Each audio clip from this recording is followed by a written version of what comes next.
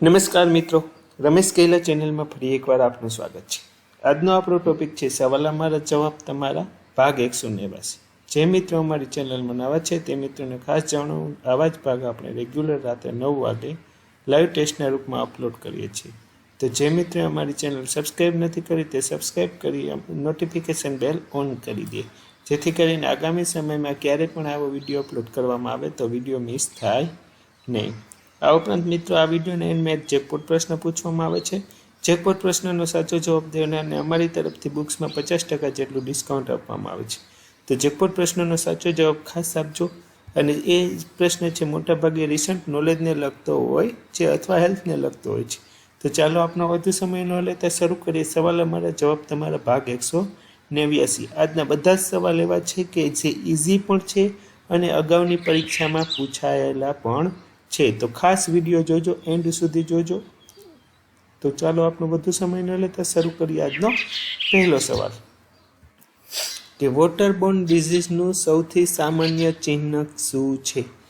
Skin rashes, શ્વાસમાં તકલીફ, આંખમાં તકલીફ કે ઝાડા ઉલટી? તો વોટરબોર્ન ડિઝીઝ એટલે કે આપણે ઇન્ટેસ્ટાઇનને લગતી તકલીફ હોય છે, એટલે મોટાભાગે વોટરબોર્ન ડિઝીઝનું મેઇન સિમ્ટમ શું હોય છે? તો કે ઝાડા ઉલટી હોય છે। ખાસ યાદ રાખજો, વોટરબોર્ન ડિઝીઝનું પૂછે તો મેઇન સિમ્ટમ શું આવશે? ઝાડા ઉલટી છે। આજનો નેક્સ્ટ પ્રશ્ન જોઈએ। સ્ટેટ એટલે તરત જ, રાત્રે, સવારે કે જરૂર પડે ત્યારે? આ દવા આપવા માટેનું એક ઓલું છે, એબ્રિવિએશન છે સ્ટેટ એટલે।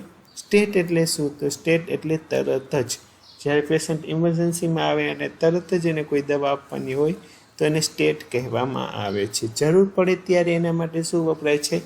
SOS વપરાય છે। આજનો નેક્સ્ટ પ્રશ્ન જોઈએ। પારદર્શક પટલના પાછળના છિદ્રને શું કહેવાય છે? પારદર્શક પટલના પાછળના છિદ્રને શું કહેવાય છે? કોર્નિયા, નેત્રમણી, કીકી કે નેત્રપટલ? તો પારદર્શક પટલના પાછળના ચિહ્નને શું કહેવાય છે? તો સાચો જવાબ આવે છે કીકી કહેવામાં આવે છે, પ્યુપિલ। આજનો નેક્સ્ટ પ્રશ્ન જોઈએ। RNTCP અંતર્ગત કયું વિધાન ખોટું છે? RNTCPનું ફૂલ ફોર્મ આપણે ખબર હોવી જોઈએ। Revise national tuberculosis control programme, જે અત્યારે નામ એનું નવું બદલી ગયું છે અને NTEP થઈ ગયું છે, નેશનલ ટ્યુબરક્યુલોસિસ એલિમિનેશન પ્રોગ્રામ। જેના માટે કયું વિધાન ખોટું છે? તો ડોઝ દ્વારા સારવાર, ગળાની તપાસ, ગળફાની તપાસ કે કેટેગરી મુજબ સારવાર? તો RNTCP અંતર્ગત ગળાની તપાસ કરવામાં આવતી હોતી નથી, ગળફાની તપાસ કરવામાં આવે, કેટેગરી મુજબ સારવાર પણ આપવામાં આવે છે અને ડોઝ દ્વારા સારવાર પણ આપવામાં આવે છે। આજનો નેક્સ્ટ પ્રશ્ન જોઈએ। પ્રસૂતિ પૂર્વે એટલે કે એન્ટીનેટલ કેર દરમિયાન ની સંભાળનું આવશ્યક ઘટક ખાલી જગ્યા છે। એનિમિયા માટે લોહીની તપાસ, નિયમિત વજન, લોહીનું દબાણ માપવું કે ઉપરના તમામ? તો પ્રસૂતિ પૂર્વે સંભાળનું આવશ્યક ઘટક શું છે એન્ટીનેટલ કેર દરમિયાન? તો એનિમિયા માટે લોહીની તપાસ આવે, નિયમિત વજન આવે, લોહીનું દબાણ એટલે કે બ્લડ પ્રેશર માપવાનું આવે છે। તો ઉપરના તમામ એ સાચો જવાબ છે। આજનો નેક્સ્ટ પ્રશ્ન જોઈએ। કેવી પરિસ્થિતિમાં વ્યક્તિ સતત હલનચલન કરતો રહે છે? Under active, over active, emotional disturb કે કમ્પલ્સિવ એક્ટિવ? તો કઈ પરિસ્થિતિ હોય ત્યારે વ્યક્તિ સતત હલનચલન કરતો રહે છે? તો અંડર એક્ટિવમાં ન હોય, ઓવર એક્ટિવમાં વ્યક્તિ સતત હલનચલન કરતો રહે છે, ઇમોશનલ ડિસ્ટર્બમાં પણ ન હોય અને કમ્પલ્સિવ એક્ટિવમાં પણ ન હોય। તો સાચો જવાબ આવે છે ઓવર એક્ટિવ। આજનો નેક્સ્ટ પ્રશ્ન જોઈએ કે મેન્ટલ હેલ્થની કઈ સ્થિતિમાં બ્રેઇનના કાર્યમાં એકાએક ડિસ્ટર્બ થઈ જાય છે? ડેમનેશિયા, ડિલિરિયમ, ડિપ્રેશન કે સ્ટુપર? તો મેન્ટલ હેલ્થની બધી પરિસ્થિતિમાં બ્રેઇનનું કાર્ય ડિસ્ટર્બ થઈ જાય છે, પણ એકાએક ડિસ્ટર્બ કઈ પરિસ્થિતિમાં થઈ જાય છે? તો સ્ટુપર પરિસ્થિતિમાં બ્રેઇનનું કાર્ય એકાએક ડિસ્ટર્બ થઈ જાય। સ્ટુપર એટલે કે એકદમ મૂર્તિની જેમ પેશન્ટ થઈ જાય છે, તે કોઈ પણ પ્રકારની મૂવમેન્ટ કરતો નથી. ડિપ્રેશન એટલે ખબર છે આપને કે ડિપ્રેશન એટલે ડિપ્રેશન, જેમાં વ્યક્તિ હતાશ થઈ જાય, કોઈ પણ પ્રકારની એને એક્સાઇટમેન્ટ રહેતી નથી, નિરાશ થઈ જાય છે. ડિલિરિયમ એટલે ખોટું બકબક કરતો હોય છે. અને ડેમનેશિયા એટલે કે યાદશક્તિ ઓછી થઈ જવી. આજનો નેક્સ્ટ પ્રશ્ન જોઈએ. પોલીહાઇડ્રોમિનેસમાં શું મેનેજમેન્ટ કરવામાં આવે છે? ડીએનસી, ડીએનઈ, એમ્નિયો રિડક્શન કે ફોર્સેપ ડિલિવરી? તો પોલીહાઇડ્રોમિનેસ હોય ત્યારે શું મેનેજમેન્ટ કરવામાં આવે છે? તો ડીએનસી અને ડીએનઈ એ એક પ્રકારનું એબોર્શન એટલે કે ફિટલની કંઈ એબનોર્માલિટી હોય તો એને રિલેટેડ કન્ડિશન છે. એમ્નિયો રિડક્શન એટલે કે એમ્નિયોટિક ફ્લુઇડનું પ્રમાણ ઘટાડવું એ પોલીહાઇડ્રોમિનેસનું મેનેજમેન્ટ છે. ફોર્સેપ ડિલિવરી પણ એને લાગુ પડતી નથી. આજનો નેક્સ્ટ પ્રશ્ન જોઈએ કે નીચેનામાંથી પ્લેસેન્ટાના દરેક લોબને કયા નામે ઓળખવામાં આવે છે? કોર્ટિલોઇડ, મેમ્બ્રેન, પેટીપેલોઇડ કે પાર્ટિશિયન? તો પ્લેસેન્ટાના દરેક લોબને કયા નામે ઓળખવામાં આવે છે? તો સાચો જવાબ આવે છે પ્લેસેન્ટાના દરેક લોબને કોર્ટિલોઇડ તરીકે ઓળખવામાં આવે છે. આજનો નેક્સ્ટ પ્રશ્ન જોઈએ કે માથાના ભાગ પર કયો બેન્ડેજ બાંધવામાં આવે છે? વારંવાર પૂછાતો પ્રશ્ન છે કે માથાના ભાગ ઉપર બેન્ડેજ બાંધી એને કયો બેન્ડેજ કહેવામાં આવે છે?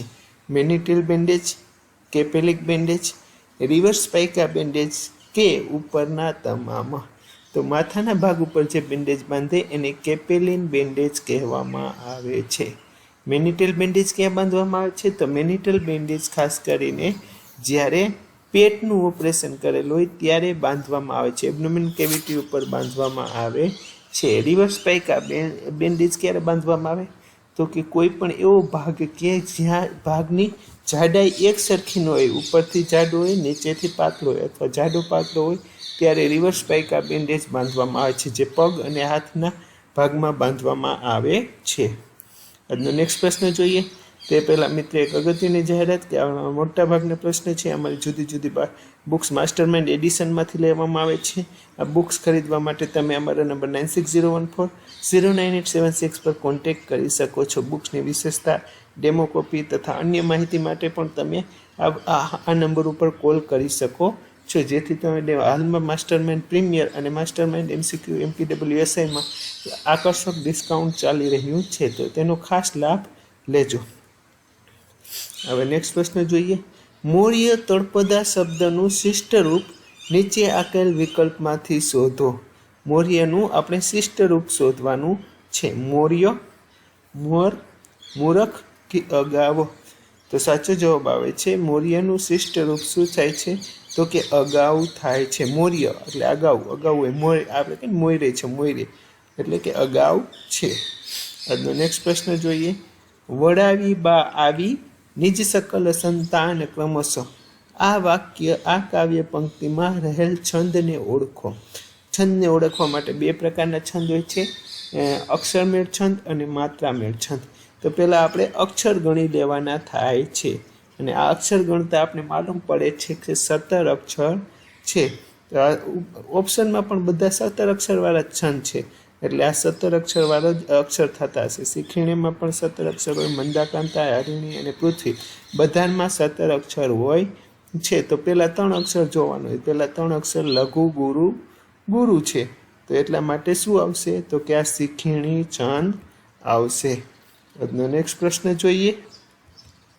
ચીનનો સાહુકાર રૂઢિપ્રયોગનો અર્થ જણાવો. પાકો ગઠિયો, દુષ્ટ માણસ, ચીન દેશનો વેપારી કે ચતુર સુજાણ? તો ચીનનો સાહુકાર એનો શું રૂઢિપ્રયોગનો અર્થ શું થાય છે? તો કે પાકો ગઠિયો થાય છે.